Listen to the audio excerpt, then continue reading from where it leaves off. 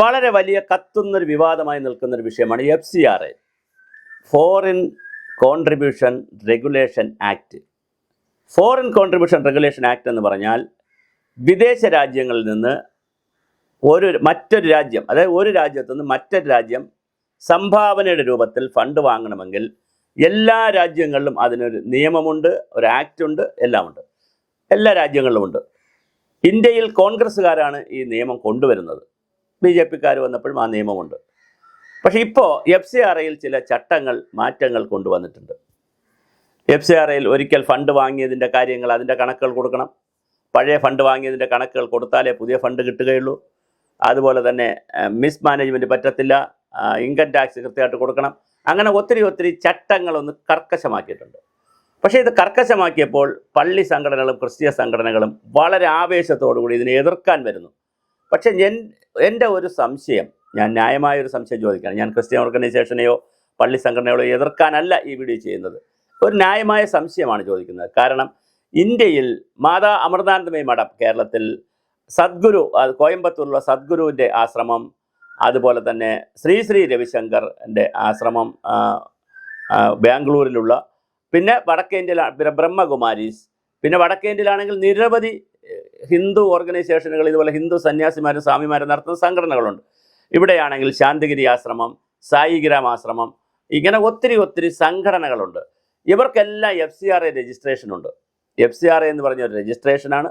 ആ രജിസ്ട്രേഷൻ എടുത്തു കഴിഞ്ഞാലാണ് ഈ ധനകാര്യ വകുപ്പിനും ഹോം വകുപ്പിനും ആഭ്യന്തര വകുപ്പിനും കൃത്യമായി വെബ്സൈറ്റ് വഴി റിട്ടേൺസ് ഒക്കെ കൊടുക്കണം. ഇതാണ് ഇതിൻ്റെ കഥ. പക്ഷേ അതുപോലെ മുസ്ലിം സംഘടനകൾ, ധാരാളം മുസ്ലിം സംഘടനകൾക്കും മുസ്ലിം സ്ഥാപനങ്ങൾക്കും FCRA ഉണ്ട്. 16,000-ലധികം സ്ഥാപനങ്ങൾക്ക് FCRA ഉണ്ട് ഇന്ത്യയിൽ. 16,000 സ്ഥാപനമുണ്ട്, 1-2 സ്ഥാപനമല്ല.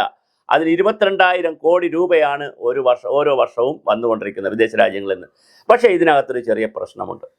വിദേശ രാജ്യങ്ങളിലെ വരുന്ന ഫണ്ട് കൃത്യമായി അവർ കൊടുക്കുന്നത് സേവന പ്രവർത്തനങ്ങൾക്കും കാരുണ്യ പ്രവർത്തനങ്ങൾക്കും വേണ്ടി മാത്രമാണ്. അതിലൊരു 10, 20, 50% തുക ഇവർ അഡ്മിനിസ്ട്രേറ്റീവ് കോസ്റ്റ് എന്നൊക്കെ പറഞ്ഞ് എഴുതിയെടുക്കും. അങ്ങനെ എഴുതിയെടുക്കാൻ പറ്റില്ല. അതിനകത്തൊക്കെ ഒരുപാട് കള്ളത്തരങ്ങളൊക്കെ ഉണ്ടെന്നാണ് പറയുന്നത്. കാരണം അങ്ങനെ 50% എഴുതിയെടുക്കാൻ പറ്റില്ല. നിയമപരമായിട്ട് 10-20% എഴുതിയെടുക്കാൻ പറ്റുന്നത്. പക്ഷേ അതെല്ലാം ട്രെയിനിങ് എന്നും പല രൂപത്തിൽ പണം എഴുതിയെടുക്കുകയും ഒന്ന്. രണ്ടാമത് ഇതിനകത്തുള്ളൊരു ആക്ഷേപം, ഇങ്ങനെ വരുന്ന പണം വലിയ കോടിക്കണക്കിന് രൂപ പല രാജ്യങ്ങളിൽ നിന്ന് പമ്പ് ചെയ്യുന്നുവെന്നും അത് മതപരിവർത്തനത്തിനും ഭീകരവാദത്തിനും തീവ്രവാദത്തിനുമൊക്കെ വല്ലാതെ ഉപയോഗിക്കുന്നു എന്നൊരു പ്രശ്നമുണ്ട്. ഇപ്പോൾ കർഷക സമരം നടന്നു. കർഷക സമരം പോലുള്ള സമരങ്ങൾ, ഓരോ സമരങ്ങൾ നടക്കും രാജ്യത്ത്. ഈ സമരങ്ങൾ നടക്കുമ്പോൾ അതിൻ്റെ ഫിനാൻസ് എവിടെ നിന്നാണ് എന്നൊരു ചോദ്യം. ഇപ്പോൾ വിഴിഞ്ഞ സമരം നടന്നപ്പോൾ ഇത് വലിയ ചോദ്യമായിരുന്നു. വിഴിഞ്ഞ സമരത്തിന് ഇത്രയും വലിയ സമരം നടത്താനുള്ള ഫിനാൻസ് എവിടെ നിന്നാണെന്നൊരു ചോദ്യമുണ്ട്. ഈ ഫിനാൻസും FCRAയുമായി ബന്ധമുണ്ട് എന്നൊരു ആക്ഷേപം വളരെ വർഷങ്ങളായിട്ട് ഭാരതത്തിലുണ്ട്. അതുകൊണ്ട് തന്നെ ഇത് പല തുകയും ദേശവിരുദ്ധ പ്രവർത്തനത്തിന് പോകുന്നുണ്ടോ, അല്ലെങ്കിൽ വർഗീയ കാര്യങ്ങൾക്ക് പോകുന്നുണ്ടോ, മതപരിവർത്തനത്തിന് പോകുന്നുണ്ടോ, തീവ്രവാദ പ്രവർത്തനങ്ങൾക്ക് പോകുന്നുണ്ടോ എന്ന്. ഇപ്പം പാകിസ്ഥാനിലും ബംഗ്ലാദേശിലും കൃത്യമായ തീവ്രവാദ പ്രവർത്തനത്തിന് ഇതുപോലത്തെ ഫണ്ട് ഉപയോഗിക്കുന്നുണ്ട്. അത് വളരെ കൃത്യമായി ലോകം തിരിച്ചറിഞ്ഞൊരു വിഷയമാണ്. ഭാരതത്തിൽ അത്ര എളുപ്പമല്ല. പക്ഷേ എങ്കിൽ പോലും ഉണ്ടോ എന്നൊരു സംശയമുണ്ട്. അപ്പോൾ വീണ്ടും എൻ്റെ സംശയം, FCRAയിൽ ഇങ്ങനെ ഒരു നിയമം വന്നിട്ട് ഹിന്ദു സംഘടനകളൊന്നും പ്രതിഷേധിച്ചില്ല. അതുപോലെ തന്നെ മുസ്ലിം സംഘടനകളും വലുതായിട്ട് പ്രതിഷേധിച്ച് കണ്ടില്ല. ക്രിസ്ത്യൻ ഓർഗനൈസേഷൻസ് ആണ് പ്രതിഷേധിച്ച് കണ്ടത്. ഒരുപക്ഷേ ഏറ്റവും കൂടുതൽ തുക വരുന്നത് ക്രിസ്ത്യൻ ഓർഗനൈസേഷൻ ആകാം. അതുകൊണ്ടായിരിക്കാം അവർ പ്രതികരിച്ചത്. അതോ ഇനി മറ്റെന്തെങ്കിലും കാരണമുണ്ടോയെന്നറിയില്ല. പക്ഷേ എന്തായാലും അതുപോലെ തന്നെ നക്സൽ ബാരികളുടെ സ്ഥലങ്ങളിൽ, മാവോയിസ്റ്റുകളുള്ള ഗ്രാമങ്ങളിൽ, ഛത്തീസ്ഗഡിലൊക്കെ ഇത് വലിയ വിഷയമാണ്.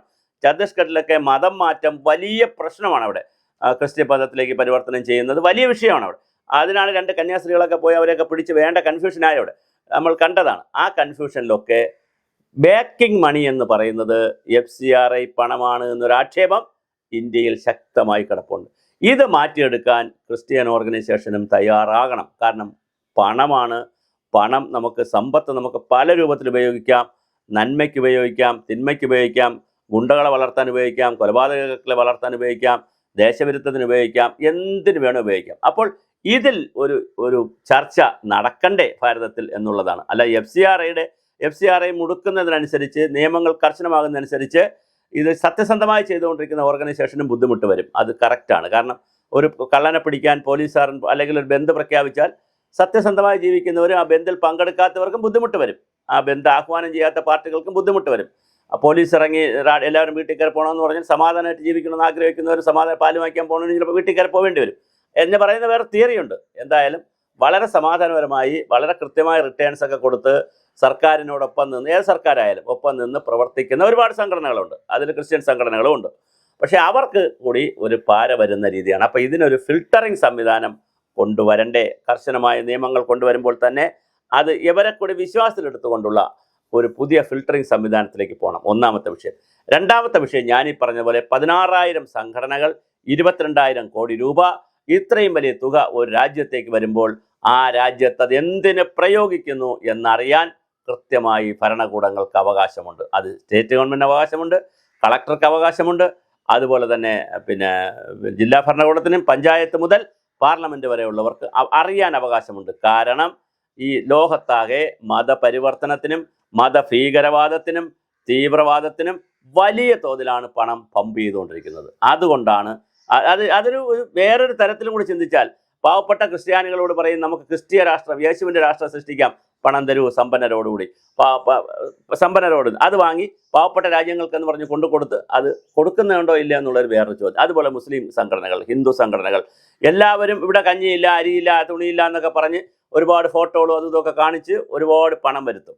ഈ പണം വരുത്തിയതിന് ശേഷം പണമെല്ലാം സംഘടന കൈകാര്യം ചെയ്യുകയും മറ്റാവശ്യങ്ങൾക്ക് പ്രയോജനപ്പെടുത്തുകയും ഇൻഫ്രാസ്ട്രക്ചറുകൾ ഉണ്ടാക്കാൻ നോക്കുകയും അഡ്മിനിസ്ട്രേറ്റീവ് കോസ്റ്റായിട്ട് എഴുതിയെടുക്കുകയും ട്രെയിനിങ് എന്നൊക്കെ പറഞ്ഞ് പല രൂപത്തിലെടുക്കുകയും യഥാർത്ഥത്തിലുള്ള വിഷയം നടക്കാതെ പോവുകയും ചെയ്യുന്ന വളരെ ഗുരുതരമായ ഒരു പ്രശ്നം FCRAയിൽ കിടപ്പുണ്ട്.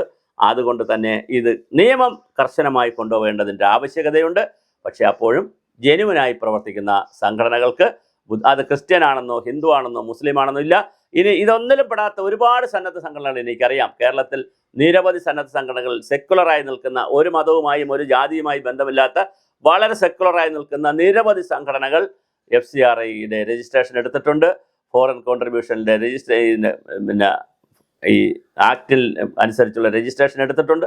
അതുകൊണ്ട് അവർക്കൊക്കെ ബുദ്ധിമുട്ടാകരുത് എന്നുള്ള നിലയിലേക്കുള്ള ഒരു കൺസേൺസ് തീർച്ചയായിട്ടും കേന്ദ്ര ഗവൺമെൻറ്റും ആലോചിക്കണം. അപ്പോഴും ഞാൻ ഈ പറഞ്ഞ ഓഡിറ്റിങ്ങും മറ്റു കാര്യങ്ങളുമൊക്കെ ശ്രദ്ധിച്ചു പോയില്ലെങ്കിൽ വിധ്വംസക പ്രവർത്തനങ്ങൾക്ക് പണം പ്രയോജനപ്പെടുത്തുന്നു എന്ന് വന്നാൽ അതൊരു രാഷ്ട്രവിരുദ്ധമാണ്, ഒരു ജനവിരുദ്ധ നയമാണ്.